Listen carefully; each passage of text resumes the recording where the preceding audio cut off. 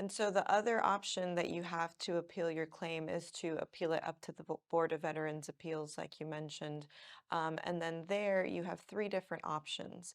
And I know that that can get confusing for veterans as well. But the first option is direct review, where similar to higher level review, you can't submit any new evidence. But the advantage there is it's supposed to be the shortest time frame, the shortest wait time to get a decision from the BVA. Although right now we're seeing wait times of well over a year, even though they say it's supposed to take a year.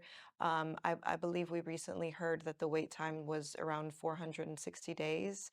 And so you still need to have patience through the process. Right. It's not a quick process, that's for sure. Um, the other type of appeal, as Melanie mentioned, is a BVA evidence appeal. And that's very much like the supplemental appeal at the regional office in that you're submitting some new evidence. You're asking them to make a decision based on the file and this new evidence that's being submitted. Um, that is something that we are trying to avoid because the wait time for the BVA evidence appeals is even much longer than the BVA direct. We're really not sure how long it's going to take, for us to get decisions on those types of appeals.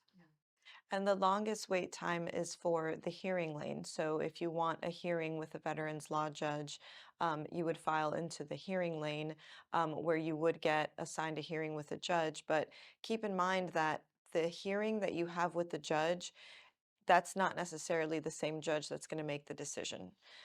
So that's a lot of times veterans want, their day in court, they want to be able to talk to the judge, but then that judge is not the same one that's going to be ultimately deciding the case. So that's something to consider.